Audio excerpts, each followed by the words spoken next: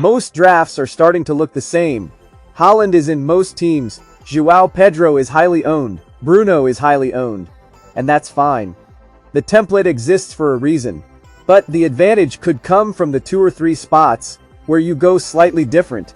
Not differentials just because they're low owned. I'm looking at players whose roles have changed, whose minutes have opened up, or whose defensive contribution numbers stand out. Give the video a like so the algorithm can push it to more FPL managers. Let's start with Trai Hume. Hume is a 4.5 million defender playing right wing for Sunderland in pre-season. He's started there in 4 of their 5 friendlies and scored against Lens. The reason is, Sunderland still haven't signed the right winger they've been looking for. So if that remains the case by GW1, we could have a 4.5 million defender starting in attack. And even if Sunderland eventually sign a winger, Hume should simply move back to right back rather than lose his place. So the attacking ceiling could drop later, but the minutes should remain. For 4.5 million, that's a very interesting situation. Canvot is all about defensive contributions. He averaged 11.43 defensive contributions per 90 last season, third among the 128 Premier League defenders who played at least 900 minutes. Only Kevin Danso and Marco Senesi ranked higher. He recorded 129 clearances, blocks and interceptions, 40 tackles and 54 recoveries in 1,331 minutes. And unlike some new signings, we already know these numbers work in the Premier League. At 5.0 million and 0.6% owned, he's one of the strongest low-owned defensive contribution options. Ajer isn't an exciting pick, but at 4.5 million he doesn't need to be.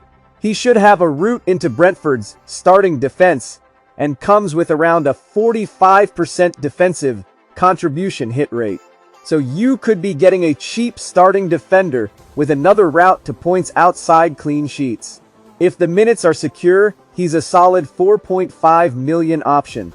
Nørgaard has moved to Everton and Garner's injury could give him an immediate route into the team. At 5.0 million, you're obviously not buying him for goals and assists. It's about minutes and defensive contributions. If he's getting regular 90s, his tackles, recoveries and interceptions could make him useful at that price. One to consider if we get confirmation that he starts. Rutter's situation has changed massively. Welbeck has left Brighton, Ferguson is out until October, and Zimas is flagged.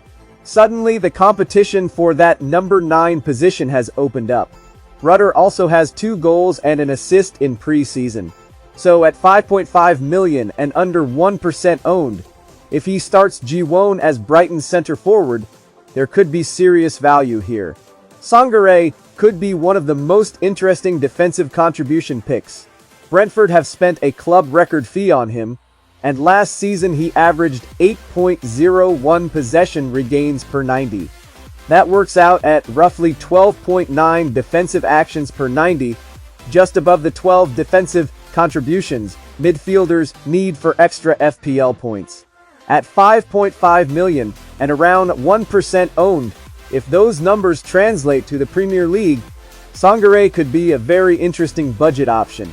Tzolis has had a strong pre-season with 1 goal and 3 assists in 4 games. And the numbers from Club Brugge are even better, 32 goals and 44 assists across his last 2 seasons. Arsenal paid big money for him, and Arteta has already spoken about how fit, confident and sharp he looks. He's 6.5 million and around 2% owned. The only question is minutes because Arsenal have plenty of attacking options. If we get signs he's starting GW1, he's definitely one to consider. Chelsea paid 43 million for Palestra after an excellent season in Italy. He's played throughout preseason at both right back and left wing back, and what stands out is how often he gets forward and into the box. Chelsea also have no European football this season. At 5.5 million and under 2% owned, there's attacking potential here. But before going there, I want confirmation that the minutes are secure. Garcia is all about the opportunity at Fulham. Harry Wilson, Raúl Jimenez and Chukwueze scored 22 of Fulham's 47 league goals last season, and all that attacking output now needs replacing. Fulham have spent 34 million on Garcia and given him the number 7 shirt.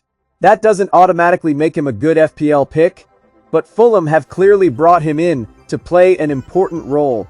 If he becomes one of their main attacking players, he's worth watching. Finally, Mats Wieffer. FPL has reclassified him from a midfielder to a 5.0 million defender. Last season, he had the 4th best defensive contribution rate among midfielders and also managed 6 attacking returns. Now we get that same profile as a defender. He's only around 0.3% owned, so if his role and minutes are secure, the position change could make him a very interesting option. Final thoughts. The idea isn't to avoid the template, it's to find 2 or 3 places where the ownership hasn't caught up with the opportunity yet. Hume could be a 4.5 million defender, playing on the wing. Canvot already has elite Premier League defensive contribution numbers. Rutter could start up front for Brighton at 5.5 million. Sangaré's numbers suggest he could regularly hit the midfielder defensive contribution threshold, and players like Tzolis, Palestra, García and Wieffer all have situations worth monitoring. Don't pick someone just because they're low owned. Pick them because the role, numbers, or opportunity give you a reason.